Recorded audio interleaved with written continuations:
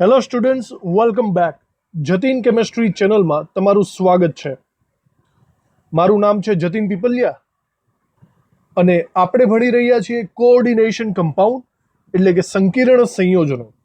આજે આપણે ચોથા લેક્ચરમાં આવી ચૂક્યા છીએ અને આ લેક્ચરની અંદર આપણે સ્પેશિયલી જેડબલઈ નીટ રિલેટેડ લિગેન્ડના વર્ગીકરણની ચર્ચા કરવાની છે. ટેક્સ્ટબુકમાં આ વસ્તુ તમને બહુ ડિટેલમાં નથી આપી, પણ આને સમજવું ખૂબ જ જરૂરી છે, જેનાથી તમને સવર્ગાંક અને એ બધાને રિલેટેડ એમસીક્યુઝ સરળતાથી ખબર પડી શકે. તો ચલો શરૂ કરીએ. લિગેન્ડનું વર્ગીકરણ. હવે આ લિગેન્ડ એટલે શું કહેવાય એ હવે મારે તમને કહેવાની જરૂર પડવી ન જોઈએ, બરાબર. કોઈ પણ સંકીર્ણ સંયોજનમાં મધ્યસ્થ ધાતુ આયન હંમેશા આવેલો હોય છે અને આ મધ્યસ્થ ધાતુ આયનની આજુબાજુ અમુક ઋણ વીજભારિત અથવા તો તટસ્થ અણુઓ આવેલા હોય જે ધાતુ આયનને પોતાનું ઇલેક્ટ્રોન યુગ્મ દાન કરે છે. ઇલેક્ટ્રોન યુગ્મ સામેવાળાને આપે, ધેટ મીન્સ સવર્ગ સહસંયોજક બંધ રચાય છે. આ જે ઇલેક્ટ્રોન યુગ્મ આપવાવાળા છે એને આપણે લિગેન્ડના નામે ઓળખીએ છીએ. લિગેન્ડ પાસે વધારાના ઇલેક્ટ્રોન યુગ્મ હોવા જોઈએ એ આપણને ખબર જ છે, જેના કારણે આપણે એને લુઈસ બેઝના નામે પણ ઓળખીએ છીએ. આ બધું આગળ આવી ચૂક્યું છે. આવા લિગેન્ડનું વર્ગીકરણ આપણે ઇલેક્ટ્રોન દાતા પરમાણુના આધારે કરવાનું છે. મતલબ જે પરમાણુ પાસે વધારાના ઇલેક્ટ્રોન યુગ્મ હોય ને એના આધારે એનું વર્ગીકરણ થશે. તો આપણે લખતા પણ જઈએ અને સાથે સાથે સમજતા પણ જઈશું. નીચેથી આપણે લખવાની શરૂઆત કરીએ કે લિગેન્ડ, બરાબર, જેને આપણે કેપિટલ એલ કહીશું. લિગેન્ડ તરીકે મોસ્ટ ઓફલી આપણે એવું કહી શકીએ કે ઋણ આયન હોય છે, કારણ કે ઋણ આયન પાસે વધારાના ઇલેક્ટ્રોન હોય, અથવા તો તટસ્થ અણુ પણ હોય છે, જે તટસ્થ અણુ પાસે ઇલેક્ટ્રોન યુગ્મ હોય.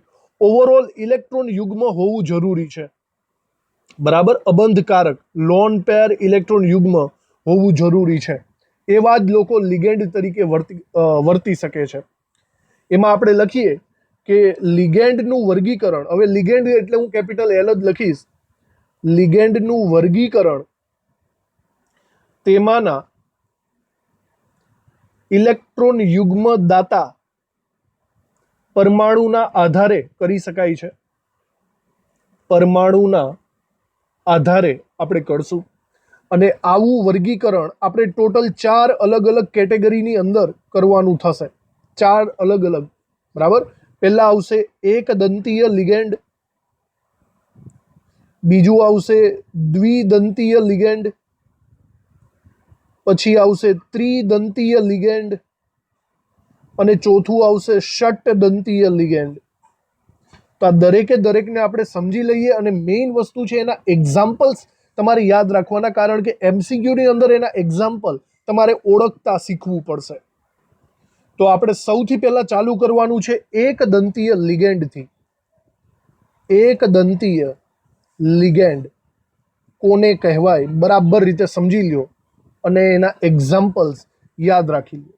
જો સિમ્પલ છે, કોઈ પણ લિગેન્ડ તમે લઈ લો. હવે જો એમાંથી કોઈ એક જ પરમાણુ ઇલેક્ટ્રોન યુગ્મનું દાન કરતો હોય, દાખલા તરીકે એમોનિયા લઈ લો, બરાબર. એમોનિયાની અંદર આમ જોવા જઈએ તો 4 પરમાણુ છે, પણ એમાંથી એકચ્યુઅલી નાઇટ્રોજન પાસે જ લોન પેર આવેલી છે, સમજો, બરાબર. અને જ્યારે ઇલેક્ટ્રોન યુગ્મનું દાન કરવાનું થશે ને ત્યારે ઓનલી નાઇટ્રોજન જ દાન કરશે, હાઇડ્રોજન દાન કરવાનો નથી. તો કોઈ એક જ પરમાણુ જો ઇલેક્ટ્રોન યુગ્મનું દાન કરી શકતો હોય, બરાબર, હવે એને કહેવાય એક દંતીય લિગેન્ડ. હવે એક જ પરમાણુ એક ઇલેક્ટ્રોન યુગ્મનું દાન કરે, ધેટ મીન્સ એના દ્વારા એક જ બંધ રચાશે કે નહીં? સવર્ગ સહસંયોજક બંધ એક જ રચાવાનો છે. તો એક દંતીય લિગેન્ડ દ્વારા માત્ર એક જ સવર્ગ સહસંયોજક બંધ રચાશે, એવું આપણે કહી શકીએ. તો આ વસ્તુ આપણે અહીંયા લખી નાખવાની છે વ્યાખ્યા સ્વરૂપે. જોજો, બરાબર. એકદમ સિમ્પલ. વ્યાખ્યાને ગોખવાની નહીં, સમજવાની. બસ મગજમાં રાખો કે આ શું થઈ રહ્યું છે. કે જો લિગેન્ડ માનો એક જ પરમાણુ, લિગેન્ડ માનો એક જ પરમાણુ ધાતુ આયન એટલે કે M+ ને એક ઇલેક્ટ્રોન યુગ્મ આપી એક સવર્ગ સહસંયોજક બંધ બનાવે, એક સવર્ગ સહસંયોજક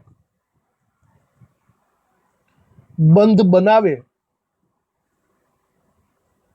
તો આપણે એને લિગેન્ડને કહીશું એક દંતીય લિગેન્ડ.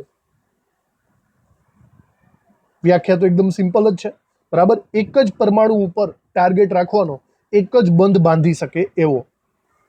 હવે આના એક્ઝામ્પલની વાત કરું તો એક દંતીય લિગેન્ડ તરીકે, દાખલા તરીકે ઋણ આયનો પણ હોઈ શકે છે. મેં હમણાં કીધું એમ લિગેન્ડ તરીકે ઋણ આયનો પણ હોઈ શકે છે અને એની સાથે સાથે તટસ્થ અણુઓ પણ હોઈ શકે છે. પણ મતલબમાં એની પાસે લોન પેર હોવું જોઈએ. તો જુઓ, ઋણ આયન તરીકે કોણ કોણ હોઈ શકે છે? ઋણ આયન તરીકે એક્સ માઇનસ એટલે કે કોઈ પણ હેલોજન આવી જશે, F minus, Cl minus, Br minus, I minus. પછી સાયનાઇડ આયન આવી શકે, NO2 માઇનસ, નાઇટ્રો આયન આવી શકે છે, બરાબર. સોરી, આ નાઇટ્રાઇટ થશે. પછી OH માઇનસ આયન આવી શકે, નાઇટ્રો આયન આવી શકે. આ બધા છે ને એની ઉપર ઋણ વીજભાર છે અને આમાંથી એક જ આયન માત્ર એવું કહી શકાય કે ઇલેક્ટ્રોન યુગ્મ આપવા માટે સમર્થ છે. આ સિવાય SO3-2 સલ્ફાઇટ આયન આવી શકે છે, O-2 આયન પણ આવી શકે છે. સમજી ગયા? આ બધા ઋણ આયનો એવા છે જે એક ઇલેક્ટ્રોન યુગ્મ આપશે. આ બધાને આપણે એક દંતીય લિગેન્ડ તરીકે ઓળખી શકીએ છીએ. હવે આ સિવાય આપણે અમુક તટસ્થ અણુઓને પણ જોઈ લઈએ. For example H2O. આપણને બહુ સારી રીતે ખબર છે કે H2O ની અંદર માત્ર ઓક્સિજન પાસે જ લોન પેર હોય છે. તો એ માત્ર ઓક્સિજન જ બંધ બાંધી શકે છે. એની પાસે બે લોન પેર ભલે રહી પણ એ બંધ તો એક જ બાંધશે, બરાબર. એમાં કન્ફ્યુઝ થતા નહીં. બીજું આપણે લખી શકીએ એમોનિયા. એની અંદર નાઇટ્રોજન પાસે લોન પેર હોય છે. કાર્બન મોનોક્સાઇડ, જેને આપણે કાર્બોનિલ પણ કહીશું, બરાબર, એમાં ઓક્સિજન પાસે લોન પેર હોય છે. આ ઉપરાંત એક અગત્યનો શબ્દ છે પિરિડીન. આગળ જતા IUPAC નામકરણમાં આવશે. પિરિડીનનું સ્ટ્રક્ચર કંઈક આવી રીતે આવેલું હોય છે, બરાબર. જોજો, એમાં નાઇટ્રોજન ઉપર લોન પેર હોય છે. તો પિરિડીન પણ એક દંતીય લિગેન્ડ છે. આ ઉપરાંત તમને યાદ હશે કે આપણે અપવાદ લીધેલા હતા, બરાબર. અપવાદ તરીકે અમુક ધન આયનો પણ છે જે લિગેન્ડ તરીકે વર્તે છે, એક દંતીય લિગેન્ડ તરીકે. એમાંથી NO પ્લસ અને NO2 પ્લસ આપણે અગાઉ લખેલા જ છીએ, જેને આપણે અહીંયા એક દંતીય લિગેન્ડની કેટેગરીમાં મૂકી શકીશું. આપણે એક દંતીય લિગેન્ડને લગતું એક સંકીર્ણનું પણ એક્ઝામ્પલ લઈ લઈએ તો વધારે આઈડિયા આવશે આપણને. સપોઝ આપણે એક સંકીર્ણ લઈ લઈએ છીએ ક્રોમિયમ H2O6Cl3, કંઈક આવું. આપણે આને દોરીએ બરાબર રીતે. તો એના માટે તમારે એક મોટું એવું કાઉન્સ કરી નાખવાનું, કંઈક આવી રીતે. જો આમાં મધ્યસ્થ ધાતુ આયન તરીકે તમારે ક્રોમિયમને રાખવાનો છે, બહારની સાઈડ Cl3 રાખવાનો છે અને ચારે બાજુ H2O ગોઠવાયેલા છે. હવે H2O 6 છે તો તેને અષ્ટફલકીય રીતે ગોઠવવા પડશે. અષ્ટફલકીય રીતે એનો મતલબ એવો થાય કે સમતલની અંદર ચાર બંધ બનાવશે, એક ઉપરની તરફ અને એક નીચેની તરફ. આવી રીતે ગોઠવણી થશે અને આ દરેકમાં બરાબર જોજો તો ઓક્સિજન જ ઇલેક્ટ્રોન યુગ્મનું દાન કરશે. એટલે તમારે ઓક્સિજન બહારની સાઈડ રહે એવા રીતે તમારે લખવું પડે અને અહીંયા તમારે ઊંધી રીતે H2O લખવું પડે. ઓક્સિજન બંધ બાંધે છે તો એને રિલેટેડ ઓક્સિજનનું જોડાણ તમારે દર્શાવવું પડશે. આવી રીતે આ સંકીર્ણ રચાશે. ઓકે, મતલબ H2O આખે આખો લિગેન્ડ કહેવાય. સાંભળજો, H2O પૂરેપૂરાને લિગેન્ડ કહેવાય, પણ એમાંથી જે પરમાણુ ઇલેક્ટ્રોન યુગ્મ આપે છે એને આપણે એક સ્પેશિયલ નામ આપવું પડશે. એને આપણે કહીશું સવર્ગ સ્થળ નિર્દેશ. જરા બરાબર જોઈને લખી નાખજો કે લિગેન્ડમાંનો જે પરમાણુ ધાતુ આયનને ઇલેક્ટ્રોન યુગ્મ આપે છે, ઇલેક્ટ્રોન યુગ્મ આપે છે, તે પરમાણુને લિગેન્ડનો સવર્ગ સ્થળ નિર્દેશ કહે છે. સવર્ગ સ્થળ નિર્દેશ શબ્દ બરાબર યાદ રાખજો કહે છે. એનો મતલબ એમ થયો કે H2O માં H2O લિગેન્ડ થાય, પણ H2O માં સવર્ગ સ્થળ નિર્દેશ કોણ છે? સવર્ગ સ્થળ નિર્દેશ ઓક્સિજન છે, કારણ કે ઓક્સિજન પાસે લોન પેડ છે અને એ બંધ બાંધવાનો છે. બોલો, સમજ પડી ગઈ? આ તો આપણો એક દંતીય લિગેન્ડનું નોલેજ સેમ ટુ સેમ હવે બેઠું એમ જ જશે. સેકન્ડ આપણે જોવાનું છે દ્વિદંતીય લિગેન્ડ. તો વ્યાખ્યા આગળની જેમ જ આપણે બોલવાની છે. પહેલામાં એક જ પરમાણુ એક ઇલેક્ટ્રોન યુગ્મ આપતો હતો, અહીંયા બે જુદા જુદા પરમાણુ આપશે. સપોઝ આપણી પાસે લિગેન્ડ એક જ છે, પણ લિગેન્ડની અંદર આવેલા બે પરમાણુ, એક પરમાણુ અહીંયા હોય અને એક પરમાણુ અહીંયા હોય, આ બંને અલગ અલગ બંધ બાંધતા હોય. મતલબ આ બંને પાસે અલગ અલગ પોતાનું ઇલેક્ટ્રોન યુગ્મ હોય. લિગેન્ડ એક છે પણ એના પરમાણુ બે છે, તો આપણે એને દ્વિદંતીય લિગેન્ડના નામે ઓળખીશું. એની વ્યાખ્યા આપણે આગળ લખીએ એ પ્રમાણે જ લખીએ કે જે લિગેન્ડ ના બે પરમાણુઓ ધાતુ આયનને એટલે કે M+ ને બે ઇલેક્ટ્રોન યુગ્મનું દાન કરે છે, બે ઇલેક્ટ્રોન યુગ્મનું દાન કરે અને બે સવર્ગ સહસંયોજક બંધ બાંધે, સવર્ગ સહસંયોજક બંધ બનાવે, ઓકે, તો આવા લિગેન્ડને આપણે નામ આપશું દ્વિદંતીય લિગેન્ડ. દ્વિદંતીય લિગેન્ડ કહીશું. તો સ્પષ્ટ વસ્તુ છે, એક જ લિગેન્ડમાં બે પરમાણુઓ ઇલેક્ટ્રોન યુગ્મ આપવાના છે. તો હમણાં મેં તમને વ્યાખ્યા આપી સવર્ગ સ્થળ નિર્દેશની. એનો મતલબ આમાં બે સવર્ગ સ્થળ નિર્દેશ હશે. સમજ પડી? માટે હું એમ લખી શકું છું કે દ્વિદંતીય લિગેન્ડમાં બે સવર્ગ સ્થળ નિર્દેશ હોય છે. સવર્ગ સ્થળ નિર્દેશ હોય છે. અને એનો બીજો મતલબ એમ પણ થયો કે તમે એક લિગેન્ડ વાપરશો ને તો સંયોજકતા અથવા તો ધાતુ આયનની બે સવર્ગાંક એ રોકી લેશે. આમ એક જ દ્વિદંતીય લિગેન્ડ એ ધાતુ આયનની બે દ્વિતીય સંયોજકતા સંતોષે છે. બે દ્વિતીય સંયોજકતા એટલે કે સવર્ગાંક સંતોષે છે. આપણે એક્ઝામ્પલ જોઈએ એટલે વધારે તમને આઈડિયા આવશે. દાખલા તરીકે આની અંદર પણ તટસ્થ અણુઓ અને ઋણ આયનોનો સમાવેશ થાય છે. પહેલા આપણે અમુક તટસ્થ અણુઓને જોઈ લઈએ. આપણે એને ડ્રો કરીને જોવા પડશે. બરાબર જોજો. તટસ્થ અણુઓની અંદર પહેલું આપણે જોઈએ ઇથિલિન ડાયએમાઇન. અહીંયા આપણે લખીએ ઇથિલિન ડાયએમાઇન. જોજો, ઇથિલિન ડાયએમાઇનનો મતલબ એમ થયો કે CH2CH2 અને બંને સાઈડ ડાયએમાઇન એટલે કે બંને સાઈડ NH2NH2. આવી રીતે ઇથિલિન ડાયએમાઇનને લખાતો હોય છે. હવે અહીંયા સ્પષ્ટ વસ્તુ છે, નાઇટ્રોજન પાસે ઇલેક્ટ્રોન યુગ્મ હોય.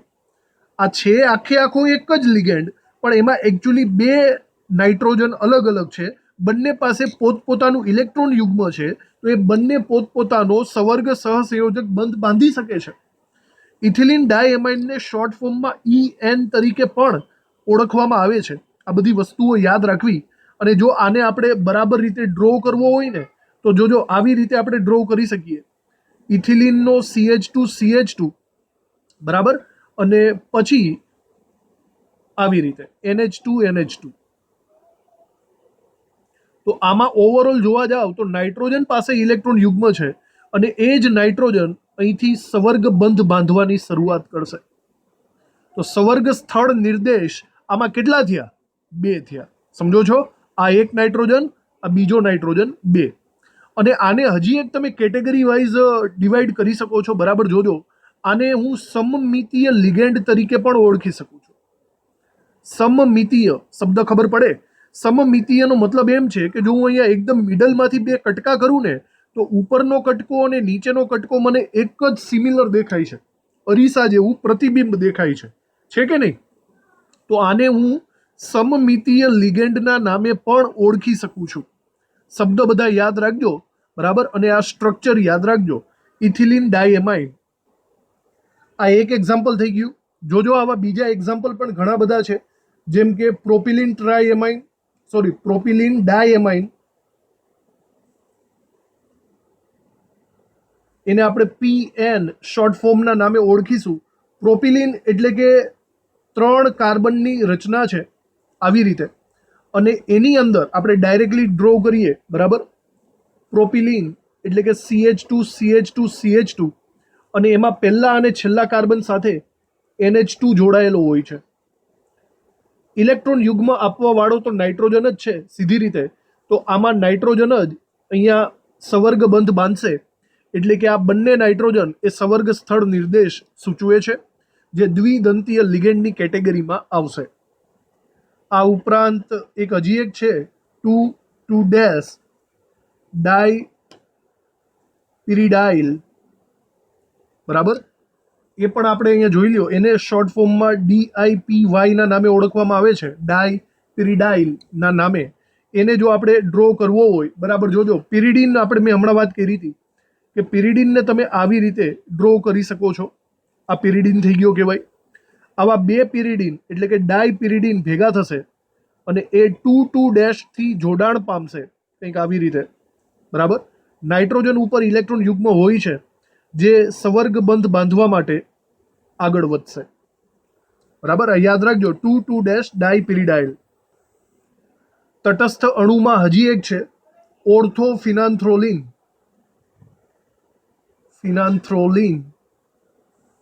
જેને આપણે ઓફેન શોર્ટમાં લખી શકીએ છીએ. જોજો ફિનાન્થ્રોલિનનો મતલબ કંઈક આવો થશે. 3 રિંગ એકબીજા સાથે જોડાયેલી હશે, એમાંથી એક પિરિડિનની રિંગ હશે કંઈક આવી રીતે, એની બાજુમાં બેન્ઝિનની રિંગ હશે, અને એની બાજુમાં ફરીથી કોઈ પિરિડિનની રિંગ આવી જશે. ઓકે, આ જે સ્ટ્રક્ચર છે એમાં નાઇટ્રોજન ઉપર લોન પેર હોય છે, અને આ બંને નાઇટ્રોજન 2 સંવર્ગ સહસંયોજક બંધ બાંધવાના છે. આને ઓર્થોફિનાન્થ્રોલિન ના નામે ઓળખીશું. તો આ હતા અમુક પ્રચલિત તટસ્થ અણુઓ. આ સિવાય દાખલા તરીકે અમુક ઋણ આયનો પણ આપણે લઈ લઈએ. ઋણ આયનો, બરાબર, જે દ્વિદંતીય લિગેન્ડ તરીકે વર્તતા હોય છે. આવો એક પ્રચલિત ઋણ આયન સૌથી વધારે જે આવશે એ છે ઓક્ઝેલેટ આયન. ઓક્ઝેલેટ આયન એટલે કે C2O4-2 આયન, જેને શોર્ટમાં આપણે OX-2 ના નામે ઓળખીશું. બરાબર ધ્યાન આપજો, અથવા તો માત્ર OX પણ લખાઈને આવી શકે છે. C2O4-2 ને કંઈક આવી રીતે દર્શાવી શકાય છે. આમાં કાર્બન વચ્ચે ડબલ બોન્ડ હોય છે, સિંગલ બોન્ડ હોય છે, અને એ COO ની રીતે જોડાયેલા હોય છે આવી રીતે. માઇનસ એક રીતના COO માઇનસ અને બીજો COO માઇનસ એકબીજા સાથે જોડાશે, બરાબર? એટલે આ ઋણ આયન થઈ જશે. આમાં ઓક્સિજનની ઉપર લોન પેર હોય છે જે સંવર્ગ બંધ બાંધવા માટે આગળ વધે છે. સમજાણું તમને? આવી રીતે થશે ઓક્ઝેલેટ આયન. બીજા અમુક અઘરા જે છે, જે ક્યારેક MCQsમાં આવી જાય છે, આપણે એને લખી નાખીએ. બીજું છે ડાયમિથાઇલ ગ્લાયોક્સાઇમ આયન. ડાયમિથાઇલ ગ્લાયોક્સાઇમ, જેને ખૂબ જ પ્રચલિત શોર્ટ ફોર્મ DMG તરીકે ઓળખવામાં આવે છે, બરાબર? જોજો આ સ્ટ્રક્ચર કંઈક આવું હોય છે. 2 કાર્બન એકબીજા સાથે જોડાયેલા હોય છે. આ કાર્બનની સાથે CH3 સમૂહ બંને સાઈડ હશે, બરાબર? અને એક સાઈડ હવે અહીંયા ડબલ બોન્ડ તરીકે NO- હશે, અને બીજી સાઈડ ડબલ બોન્ડની સાથે OH સમૂહ હશે. ઓકે, અહીંયા લોન પેર જો કે નાઇટ્રોજન ઓક્સિજન બંને પાસે છે, પણ ઇલેક્ટ્રોન યુગ્મ દાતા તરીકે ઓક્સિજન વર્તશે. અહીંયા બંને સાઈડ ઓક્સિજનમાંથી સંવર્ગ સહસંયોજક બંધ રચાશે. એના પછી ઋણ આયન તરીકે હજી એક એક્ઝામ્પલ છે ગ્લાયસીનનો આયન ગ્લાયસિનેટો આયન, બરાબર. નોર્મલી ગ્લાયસીનને આપણે આવી રીતે લખી શકીએ છીએ NH2CH2COOH. આને હું ગ્લાયસીન કહી શકું છું. જો આમાંથી હું H+ ને બહાર કાઢી નાખું તો અહીંયા COO- બની જાય છે, જે ગ્લાયસિનેટો આયન તરીકે ઓળખાશે, જેને આપણે GLY ના નામે ઓળખીશું. જો એને આપણે લખવું હોય તો આવી રીતે લખી શકાય છે, CH2 ની સાથે NH2, જ્યાં નાઇટ્રોજન ઉપર લોન પેર છે, અને અહીંયા જો હું લખું તો કાર્બન ડબલ બોન્ડ ઓક્સિજન અને એની સાથે જોડાયેલો ઓક્સિજન માઇનસ. આ જે O- છે તે ઇલેક્ટ્રોન યુગ્મ આપશે અને નાઇટ્રોજન ઇલેક્ટ્રોન યુગ્મ આપશે. આવી રીતે દ્વિદંતીય લિગેન્ડમાં હજી એક આપણે છેલ્લું લખી નાખીએ, કાર્બોનેટ. કાર્બોનેટ એટલે CO3-2, બધાને ખબર જ છે, બરાબર. એને આપણે શોર્ટ ફોર્મમાં નહીં લખીએ, પણ કાર્બોનેટ આયન એમાં મિડલમાં કાર્બન હોય છે, તેમાં આવી રીતે ડબલ બોન્ડ ઓક્સિજન હોય છે, અને CO3- એટલે કે આ બંને O- હોય છે. આ જે માઇનસ ઓક્સિજન છે તે ઇલેક્ટ્રોન યુગ્મનું દાન કરશે, એટલે કે દ્વિદંતીય લિગેન્ડ સ્વરૂપે ફેરવાશે. આ બધા લિગેન્ડ જે દ્વિદંતીય છે એને ખાસ તમારે યાદ રાખવાના છે.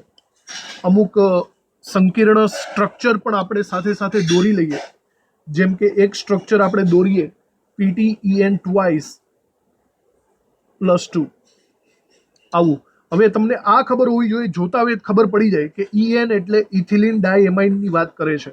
જો તમે આને દોરશો તો હમણાં તમને શીખવેલું જ છે આગળ એ રીતે, બરાબર. જોજો, આવો એક મોટો એવો કાઉન્સ કરી નાખવાનો છે તમારે. મિડલમાં કોણ છે એ જોઈ લેવાનું. મિડલમાં પ્લેટિનમ આવેલો છે, બરાબર. તો એક મિનિટ, તો વચ્ચે અહીંયા પ્લેટિનમ મૂકી દઈએ, થોડોક દૂર કાઉન્સ કરી નાખીએ આવી રીતે. અહીંયા લિગેન્ડ એકચ્યુઅલી જોવા જાવ ને તો બે જ લિગેન્ડ છે, બરાબર. જોજો, EN twice, પણ એની અંદર આ દ્વિદંતીય લિગેન્ડ છે તો એકચ્યુઅલી એનો સવર્ગાંક 4 થશે. દ્વિતીય સંયોજકતા 4 થશે, ભલે લિગેન્ડ 2 રહ્યા. જો આને હું દોરવાની કોશિશ કરું તો આવી રીતે અહીંયા દોરી શકાય છે. એક ઇથિલિન ડાયએમાઇન CH2 NH2 આવી રીતે આ સાઈડ ગોઠવણી પામશે, બરાબર. અને બીજો ઇથિલિન ડાયએમાઇન એક્ઝેક્ટ એની ઓપોઝિટ સાઈડ ગોઠવણી પામશે, એટલે કે CH2 NH2 કંઈક આવી રીતે. હવે આમાંથી ઇલેક્ટ્રોન યુગ્મ આપવાવાળા નાઇટ્રોજન છે ને, નાઇટ્રોજન પાસે ઇલેક્ટ્રોન યુગ્મ હોય છે. તો જ્યારે બંધ બંધાઈ જાય ને પછી તમે આ ટપકા દર્શાવતા નહીં, સમજી લેજો. બંધ બંધાઈ જાય પછી ટપકાની જરૂર નથી. અહીંયા તમારે આ બંધ બરાબર રીતે બાંધી દેવાના. 4 બંધ રચાશે આની અંદર, સમજાણું? એટલે કે એની દ્વિતીયક સંયોજકતા સવર્ગાંક 4 થશે. લિગેન્ડ ભલે 2 જ રહ્યા. આવી રીતે આપણે આ સ્ટ્રક્ચર દોરી શકીએ. જોજો, આ સ્ટ્રક્ચર ખાલી જાણકારી માટે જ છે, મતલબ આવું ક્યારેક જ દોરવાનું થશે. મોસ્ટ ઓફલી છે ને ટેક્સ્ટ બુકમાં અથવા તો MCQની અંદર તમને ફટાફટ આવી રીતે દોરીને બતાવી દેશે. પીટી જે મધ્યસ્થ ધાતુ આયન છે એની આજુબાજુ આવી રીતે EN દોરીને આપી દેશે, આવી રીતે. સમજાણું? આનો મતલબ પણ સિમિલર જ થશે, પણ ફટાફટ વર્ક થઈ ગયું. અને એની ઉપર +2 વીજભાર છે એ લખવો પડે આપણે, +2 આ બંને સ્ટ્રક્ચર સાચા કહેવાય. આવી જ રીતે એક બીજું એક્ઝામ્પલ પણ સાથે સાથે લઈ લઈએ. ઇથિલિન ડાયમાઇન તો લીધું, હવે આપણે ઓક્ઝેલેટનું એક એક્ઝામ્પલ લઈએ. For example, copper OX twice રાખીએ +2. તો તમને ખબર પડી જવી જોઈએ કે આ OX નો મતલબ થાય છે ઓક્ઝેલેટ, અને એનો મતલબ એમ છે કે આ દ્વિદંતીય છે. લિગેન્ડ ભલે 2 રહ્યા પણ એનો સવર્ગાંક 4 થાય. આ ખબર હોવી જોઈએ. જ્યારે આનું સ્ટ્રક્ચર આપણે દોરીએ, બરાબર જોઈ લ્યો, આવી રીતે દોરી શકાશે.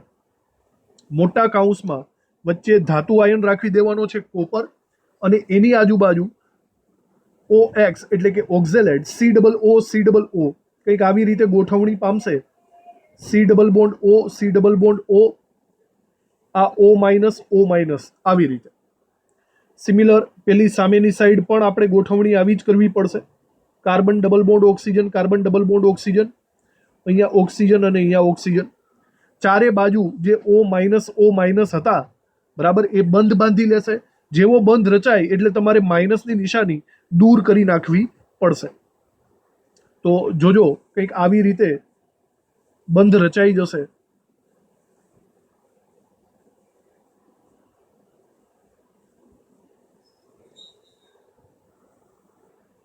ઓકે, અને એની ઉપર +2 વીજભાર પણ દર્શાવવો પડે. આને પણ તમે ઉપરની રીતે જેમ શોર્ટકટમાં લખ્યું હતું એવી રીતે શોર્ટકટમાં દર્શાવી શકો છો. મધ્યમાં કોપર રાખવાનો અને અહીંયા તમારે OX લખી નાખવાનો આવી જ રીતે. અને તમારે જો આખું સ્ટ્રક્ચર નો ડ્રો કરવું હોય તો આવી રીતે કરી શકો છો. સમજાણું? આવું કરવાનું મેઇન રીઝન શું છે એ બી તમને કહી દઉં. બરાબર જોજો. આવું કરવાનું મેઇન રીઝન એ છે કે દ્વિદંતીય લિગેન્ડ દ્વારા અહીંયા બંધ રચના થાય છે. જુઓ, ચક્રીય રચના થાય છે. સમજાણું? આ એક રીતના અહીંયા ચક્ર રચાઈ ગયું. જુઓ જે થયું કે નહીં? આવું માત્ર દ્વિદંતીય, ત્રિદંતીય, ષટદંતીયની અંદર જ પોસિબલ છે. જુઓ, અહીંયા ચક્ર રચાઈ ગયું. ચક્ર એક દંતીયની અંદર આવું ચક્ર રચાયું નહોતું. યાદ કરો, જુઓ આવું એક દંતીય લિગેન્ડ તો અહીંયા કોઈ ચક્ર નથી રચાયું, અહીંયા એક ખુલ્લા પ્રકારની રચના થઈ ગઈ છે કે નહીં? તો આ વસ્તુ બી યાદ રાખવા જેવી છે. બરાબર, જે ચક્રીય રચનાવાળા સંકીર્ણ સંયોજનો બનાવે ને, આવા સંકીર્ણોને આપણે કિલેટિંગ લિગેન્ડ તરીકે ઓળખીશું અથવા કિલેટ તરીકે ઓળખીશું. તો કિલેટિંગ લિગેન્ડ કોને કહેવાય? દ્વિદંતીય કે એનાથી વધારે હોય ને, ત્રિદંતીય, ષટદંતીય, એને જ કિલેટિંગ લિગેન્ડ કહેવાશે. આગળ આપણે એની વ્યાખ્યા લખી નાખશું. તો આ આપણો દ્વિદંતીય લિગેન્ડનો કોન્સેપ્ટ પૂરો થયો. આગળ વધીએ આપણે. હવે આપણે જોવાનું છે ત્રિદંતીય લિગેન્ડ વિશે. તો ત્રિદંતીય લિગેન્ડ જોઈ લઈએ. વ્યાખ્યાઓ તો હવે તમને આવડે જ છે. બરાબર, એક દંતીય અને દ્વિદંતીયની જેમ જ સેમ ટુ સેમ ત્રિદંતીય લિગેન્ડ. તમારી પાસે કોઈ લિગેન્ડ એક જ હશે પણ એની અંદર 3 જુદા જુદા પરમાણુ હશે જે 3 ઇલેક્ટ્રોન યુગ્મનું દાન કરશે અને 3 સવર્ગ સહસંયોજક બંધ બનાવશે. લિગેન્ડ એક જ છે પણ બંધ બનાવવા વાળા 3 પરમાણુ છે.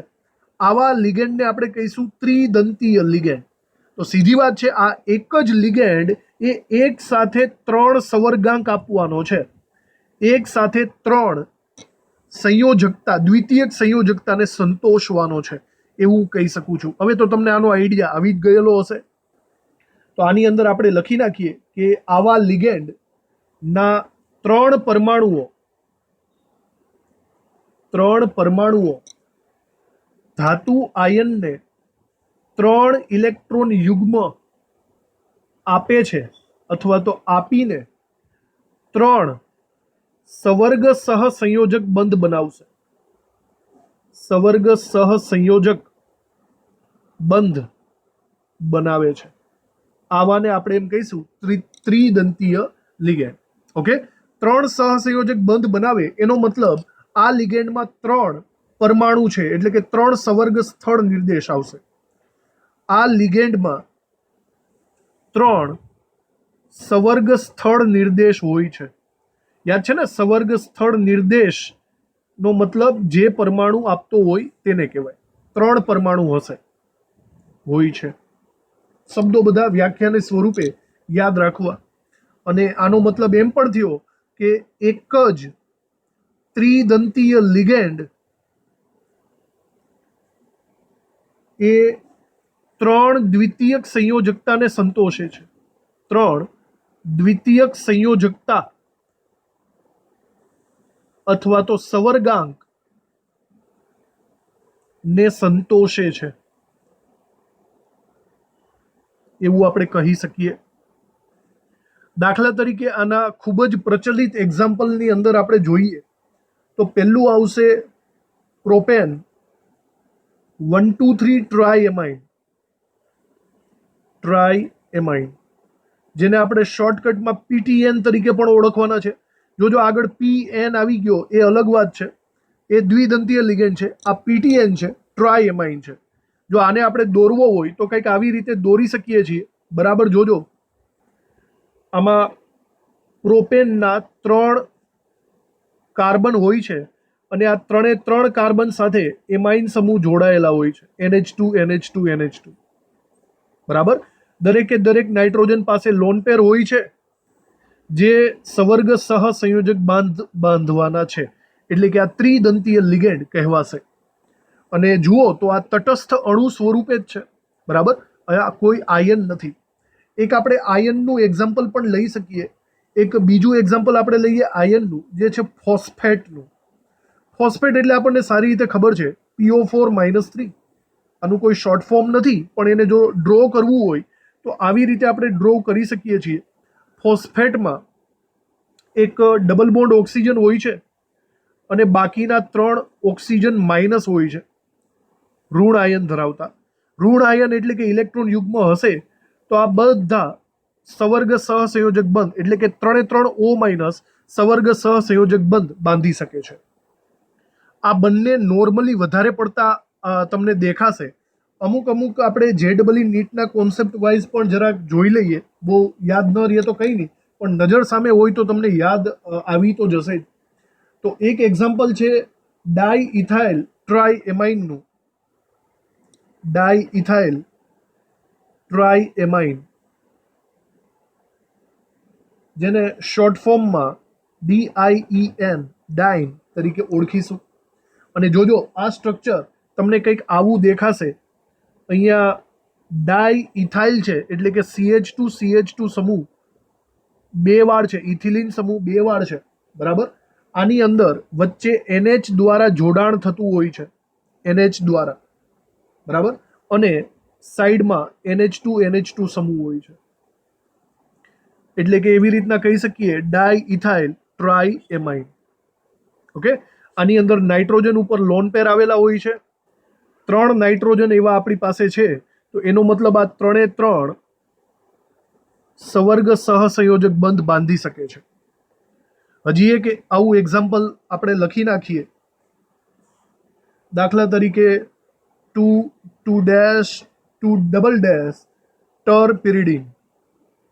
ટરપિરિડીન. આપણે ડાયપિરિડીન જોઈ લીધું હતું. એવી જ રીતે ટરપિરિડીન, જેને શોર્ટ ફોર્મમાં TRPY તરીકે ઓળખીશું. 3 પિરિડીન લેવાના છે આની અંદર. જોજો બરાબર. એક પિરિડીન આપણે કંઈક આવી રીતે ડ્રો કરીએ. પિરિડીન નોર્મલી એક દંતીય છે, પણ આવા તમારે 3 પિરિડીન લઈ લેવાના. આ બીજું પિરિડીન અને આ ત્રીજું પિરિડીન, અને એને તમારે 2 સાથે જોઈન્ટ કરી દેવાના. તો આ દરેકે દરેક નાઇટ્રોજન પાસે લોન પેર આવેલી છે, જે તમારો સવર્ગ સહસંયોજક બંધ બાંધશે, એટલે કે ત્રિદંતીય લિગેન્ડ તરીકે ઓળખાશે.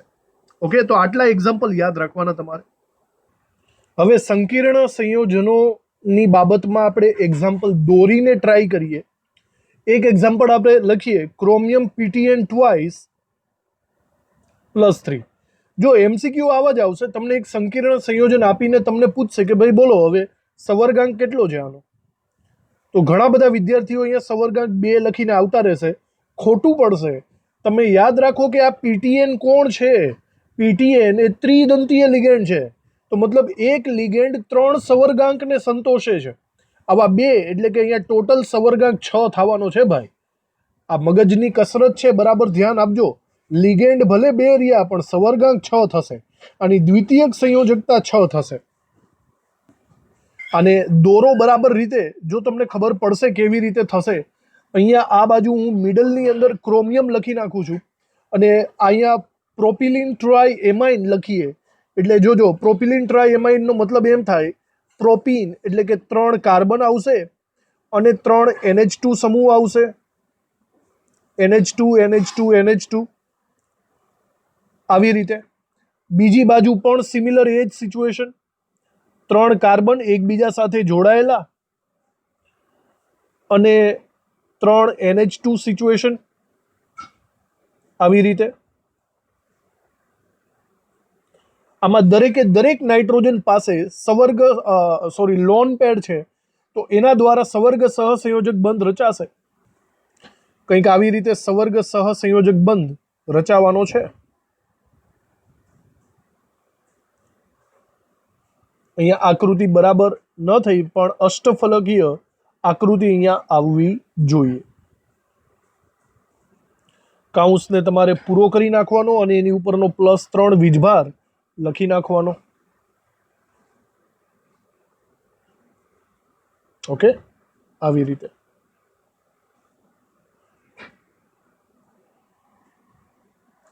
સિમિલરલી એક ફોસ્ફેટનું એક્ઝામ્પલ પણ લઈ લઈએ. આ તમને દોડતા પણ ફાવી જાય, પ્રેક્ટિસ હોય તો સારું પડે.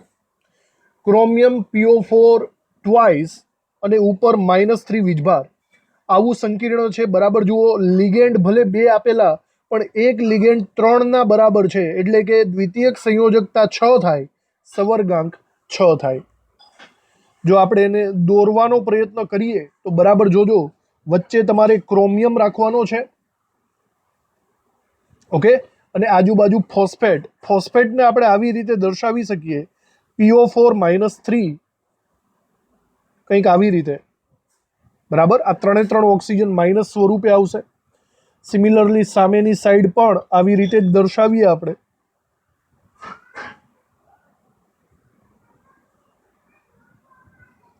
તો ટોટલ 6 O- થઈ ગયા, જે સવર્ગ સહસંયોજક બંધ બાંધશે, કંઈક આવી રીતે.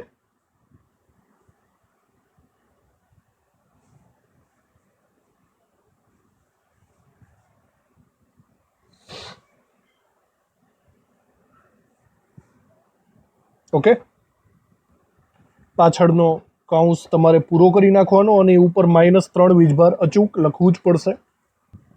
બીજું, અગાઉ મેં કીધું એમ અહીંયા પણ તમારે જોજો બરાબર, બંધ એટલે કે પેકિંગ પ્રકારનું સ્ટ્રક્ચર રચાય છે, ખુલ્લા પ્રકારનું સ્ટ્રક્ચર નથી રચાતું. તો આને પણ આપણે કિલેટિંગ સંયોજન તરીકે ઓળખી શકીશું. બરાબર જોઈ શકો છો તમે અહીંયા, ખુલ્લા પ્રકારનું સ્ટ્રક્ચર નથી, જેની અંદર દ્વિદંતીય, ત્રિદંતીય કે એનાથી વધારે દંતીય લિગેન્ડ હોય ને, એની અંદર જ આવું બંધ પ્રકારનું સંકીર્ણ બને છે, જેને આપણે કિલેટિંગ સંકીર્ણ કહીશું. તો ત્રિદંતીય લિગેન્ડ અહીંયા પૂરું થાય છે. આના પછી જો કે અગત્યનું તો ષટદંતીય લિગેન્ડ જ છે, તેમ છતાં આપણે જસ્ટ ચર્ચા કરી લઈએ ચતુદંતીય લિગેન્ડની. જો હવે અહીંયા વ્યાખ્યા લખવાનો કોઈ અર્થ નથી, તમને હવે આ બધું વસ્તુ ખબર પડી જવી જોઈએ. જો તમારે લખવી હોય તો તમારી રીતે લખી શકો છો કે જે લિગેન્ડની અંદર 4 પરમાણુઓ 4 ઇલેક્ટ્રોન યુગ્મ આપતા હોય એને ચતુદંતીય લિગેન્ડ કહી શકો છો તમે. આપણે ડાયરેક્ટલી અહીંયા એક્ઝામ્પલ લખી નાખીએ. ચતુદંતીય લિગેન્ડ એટલે કે એક જ લિગેન્ડમાં 4 પરમાણુઓ સવર્ગ બંધ બાંધશે, એનું એક એક્ઝામ્પલ છે નાઇટ્રાઇલો એસિટેટ. નાઇટ્રાઇલો એસિટેટ. બસ આ એક્ઝામ્પલ ઉપર ફોકસ કરજો. નાઇટ્રાઇલો એસિટેટ કંઈક આવી રીતે આપણે દર્શાવી શકીએ છીએ. નાઇટ્રોજનની આજુબાજુ 3 એસિટેટ આયનો CH3COO થ્રાઇસ N લખી શકીએ. જો એને આપણે દર્શાવવું હોય તો આવી રીતે દર્શાવી શકીએ. નાઇટ્રોજન હોય છે અને એની આજુબાજુ 3 સંયોજકતા ફેલાયેલી હોય છે, CH3COO માઇનસ, CH3COO માઇનસ અને CH3COO માઇનસ. અહીંયા સ્પષ્ટ વસ્તુ જોવા જેવી એ છે કે ઓક્સિજન માઇનસ વીજભારિત છે, તો આ 3 સવર્ગ સહસંયોજક બંધ બાંધશે. વધુમાં નાઇટ્રોજન ઉપર પણ લોન પેર છે, નાઇટ્રોજન પણ સવર્ગ સહસંયોજક બંધ બાંધશે, એટલે કે ટોટલ 4 ચતુદંતીય લિગેન્ડ કહેવાશે જો આનો 4 દ્વિતીયક સંયોજકતા સંતોષાશે. ઓકે, આ વસ્તુને આપણે શોર્ટકટમાં જ લખી, કારણ કે બાકીની વસ્તુ આગળ જ છે. બોલો, સવર્ગ સ્થળ નિર્દેશાની અંદર કેટલા આવે? 4 આવે. સેમ ટુ સેમ આપણે પંચદંતીય લિગેન્ડની પણ વાત કરી નાખીએ. પંચદંતીય લિગેન્ડ. હવે પંચદંતીય લિગેન્ડ અને ષટદંતીય લિગેન્ડનું એક્ઝામ્પલ એક જ સરખું થાય છે, EDTA નું. એ સમજવું પડશે તમારે. પંચદંતીય લિગેન્ડનું એક્ઝામ્પલ દાખલા તરીકે આપણે લખીએ તો એને EDTA -3 આયન વડે દર્શાવી શકાય છે. અને આગળ આપણે જોશું ષટદંતીય લિગેન્ડ, એમાં EDTA -4 આયન હશે. બસ ફરક ખાલી આટલો જ આવશે. આનું નામ થશે ઇથિલિન ડાયએમાઇન ટ્રાઇએસિટેટ. ટ્રાય એસિટેટ એક આયન છે. જુઓ, ઇથિલિન ડાયએમાઇન, પહેલાં આપણે ઇથિલિનથી ફોકસ કરીએ તો ઇથિલિન એટલે કે 2 કાર્બન ધરાવતું CH2CH2. ડાયએમાઇન એનો મતલબ આની સાથે 2 એમાઇન જોડાયેલા છે NH2 સમૂહવાળા. ઇથિલિન ડાયએમાઇન તો આપણને ખબર જ છે. હવે ટ્રાય એસિટેટ, હવે આની અંદર જે હાઇડ્રોજન છે ને, આ 2 હાઇડ્રોજન નીકળી જાય અને તેની જગ્યાએ એસિટેટ સમૂહ જોડાઈ જાય. જોજો, એસિટેટ એટલે કે CH3COO માઇનસ, CH3COO માઇનસ 2 થયા. આમાં પણ એક જગ્યાએ હાઇડ્રોજન રાખો અને એક જગ્યાએ CH3COO માઇનસ, આવી રીતે ગોઠવો તો આ થશે ઇથિલિન ડાયએમાઇન ટ્રાય એસિટેટ. આની અંદર જુઓ, સવર્ગ સ્થળ નિર્દેશ તરીકે oxygen minus oxygen minus oxygen minus, આ 3 સવર્ગ સ્થળ નિર્દેશ બનશે. વધુમાં નાઇટ્રોજન ઉપર લોન પેર આવેલા હોય છે, તો આ નાઇટ્રોજન ઉપરના લોન પેર પણ સવર્ગ બંધ બાંધવાના છે. એટલે ટોટલ ઓવરઓલ ગણો તો 5 સવર્ગ સ્થળ નિર્દેશ થયા, બરાબર. સવર્ગાંક 5 સંતોષાશે. આને કહેવાય પંચદંતીય લિગેન્ડ. અને સૌથી છેલ્લું આપણે જોવાનું છે ષટદંતીય લિગેન્ડ. સૌથી વધુ ઇમ્પોર્ટન્ટ, સૌથી વધુ IMP હોય તો આ છે ષટદંતીય લિગેન્ડ. બરાબર યાદ રાખવું આને. દાખલા તરીકે આનું એક્ઝામ્પલ, ષટ એટલે કે 6, બરાબર. એટલે કે એક જ લિગેન્ડની અંદર 6 પરમાણુ હશે જે 6 સવર્ગ સહસંયોજક બંધ બાંધશે. તો આનું એક્ઝામ્પલ ફરીથી EDTA જ આવશે, બરાબર. પણ EDTA ની ઉપર -4 આયન હશે. યાદ રાખજો, ઘણી બધી વખત તમને માત્ર EDTA આપી દેશે, માત્ર EDTA, ઉપર કોઈ વીજભાર નહીં હોય. તો હંમેશા યાદ રાખવું એ આ જ એક્ઝામ્પલ છે.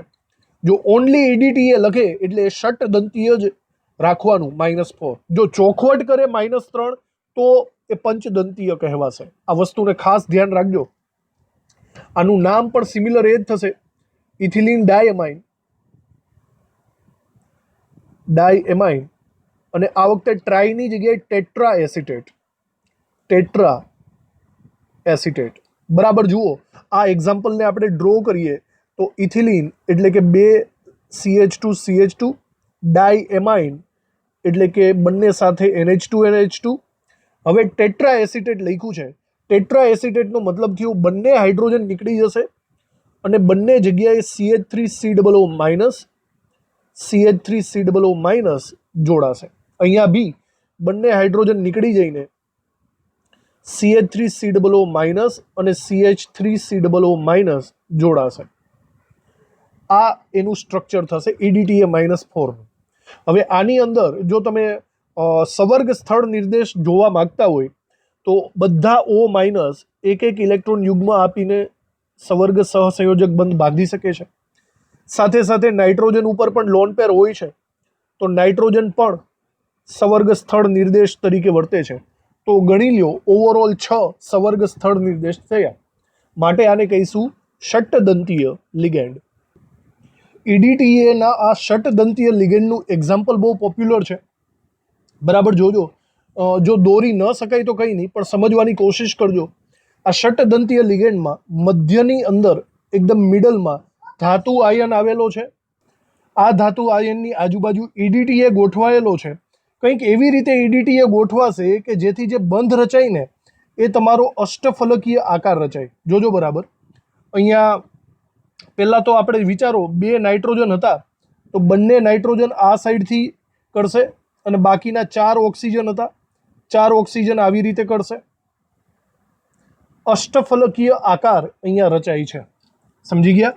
જો આકૃતિ ન દોરાય તો કંઈ નહીં, પણ આને બરાબર સમજવાની કોશિશ કરવાની. આ છે EDTA. ચલો, તો આવી રીતે આપણે બધા લિગેન્ડના વર્ગીકરણને ડિટેલમાં જોઈ ગયા. ઓકે, ષટદંતીય લિગેન્ડ પણ પૂરું થયું. હવે હું તમને માત્ર બે અગત્યની વ્યાખ્યાઓ આપવા માંગુ છું. 2 વ્યાખ્યાઓ. એક છે બહુદંતીય લિગેન્ડની વ્યાખ્યા, બહુદંતીય લિગેન્ડ, અને બીજી વ્યાખ્યા છે કિલેટ સંકીર્ણ. કિલેટ સંકીર્ણ. બંને વ્યાખ્યાઓ અગત્યની છે. પેલા બહુદંતીય લિગેન્ડ એટલે એકદમ સિમ્પલી આપણે વિચારી શકીએ એવા લિગેન્ડ કે જેની અંદર બહુદંત હોય, એક દંતીય સિવાયના એટલે કે દ્વિદંતીય, ત્રિદંતીય, ચતુર્દંતીય બધાને બહુદંતીય લિગેન્ડ કહેવાય.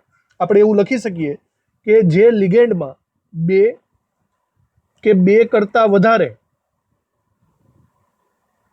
સવર્ગ સ્થળ નિર્દેશ આવેલા હોય, સવર્ગ સ્થળ નિર્દેશ આવેલા હોય તેને બહુદંતીય લિગેન્ડ કહે છે. બહુદંતીય લિગેન્ડ કહે છે. દાખલા તરીકે એક દંતીય સિવાયના કોઈ પણ એક્ઝામ્પલ તમે લખી શકો છો. બરાબર. PO4-3 ત્રિદંતીય લિગેન્ડ છે. OX ઓક્ઝેલેટ દ્વિદંતીય લિગેન્ડ છે. PTN ત્રિદંતીય લિગેન્ડ છે. EDTA ષટદંતીય લિગેન્ડ છે. તમને MCQ પૂછાય નીચેનામાંથી કોણ બહુદંતીય લિગેન્ડ નથી? તમને 4 ઓપ્શન આપી દે, 4માંથી જે એક દંતીય હોય એ નથી. ઓળખતા આવડવું જોઈએ તમને. હવે કિલેટ સંકીર્ણ, આના વિશે મેં અગાઉ જ કહી દીધેલું છે. જે સંકીર્ણની અંદર ચક્રીય રચના બને, ગોળ રચના બને એને કિલેટિંગ સંકીર્ણ કહેવાય. અને આવું કિલેટિંગ તો જ બનશે જો એક કરતાં વધારે દંતીય હોય, ધેટ મીન્સ બહુદંતીય હોય. બહુદંતીય લિગેન્ડ વડે જે સંકીર્ણ રચાય ને એ ચક્રીય રચના ધરાવે છે, એને આપણે કિલેટિંગ સંકીર્ણ કહી શકશું. આપણે વ્યાખ્યા લખીએ. બહુદંતીય લિગેન્ડ M+ સાથે એટલે કે ધાતુ આયન સાથે સવર્ગ સહસંયોજક બંધ બનાવે, સવર્ગ સહસંયોજક બંધ બનાવે ત્યારે સંકીર્ણ સંયોજનો ચક્રીય બને છે. ચક્રીય બને છે. બરાબર. આવા ચક્રીય સંયોજનોને તેને આપણે શું કહેવાનું છે? કિલેટ સંકીર્ણ કહેવાનું છે. કિલેટ સંકીર્ણ. આના એક્ઝામ્પલ આપણે જોઈ જ ચૂક્યા છીએ. જુઓ, EDTA ની બાબતમાં પણ તમે જોઈ શકો છો અહીંયા એક આખું બંધ આકૃતિ, બંધ ચક્ર રચાય છે. થાય છે કે નહીં? બંધ ચક્ર. તો આવું બંધ ચક્ર જ્યાં રચાતું હોય એને આપણે કિલેટિંગ સંકીર્ણ કહી શકીએ. ત્રિદંતીયની સિચ્યુએશનમાં પણ આપણે જોયેલું હતું કે આ ચક્રીય રચના રચાઈ છે. ફોસ્ફેટમાં પણ રચાઈ છે. સમજ પડી તમને? આને આપણે કિલેટ સંકીર્ણના નામે ઓળખી શકીએ. MCQની અંદર ખૂબ જ અગત્યની વાત એ છે કે આ જે કિલેટ સંકીર્ણ છે, કિલેટ સંકીર્ણ એનું કમ્પેરિઝન જો તમે સાદા સંકીર્ણ સાથે કરો ને, સાદા સંકીર્ણ સંયોજન સાથે, તો હંમેશા યાદ રાખજો કિલેટિંગ સંકીર્ણ વધારે સ્થાયી હશે. ખૂબ જ ઇમ્પોર્ટન્ટ વસ્તુ છે, વધારે સ્થાયી. નીચેનામાંથી કોણ વધારે સ્થાયીતા દર્શાવે છે? ABCD. યાદ રાખજો, જ્યાં કિલેટ હશે ને, જ્યાં ચક્રીય રચનાવાળું સંકીર્ણ હશે એ વધારે સ્થાયી હશે. બરાબર. અને સાદા સંકીર્ણ ઓછા સ્થાયી હશે. બરાબર યાદ રાખવા જેવી વાત છે. આ લખી નાખજો. તો આજનો આ સારો એવો લેક્ચર, બહુ લાંબો થઈ ગયો પણ અગત્યનો લેક્ચર પૂરો થયો. લિગેન્ડનું વર્ગીકરણ બહુ મસ્ત રીતે આપણે સમજી લીધું. થેન્ક યુ આ લેક્ચર ભરવા માટે. હવે મળશું નેક્સ્ટ લેક્ચરમાં, જ્યાં આપણે સંકીર્ણની સ્થાયીતાની થોડીક વાતો કરશું અને પછી આપણે IUPAC નામકરણ ઉપર જવાનું છે. Thank you.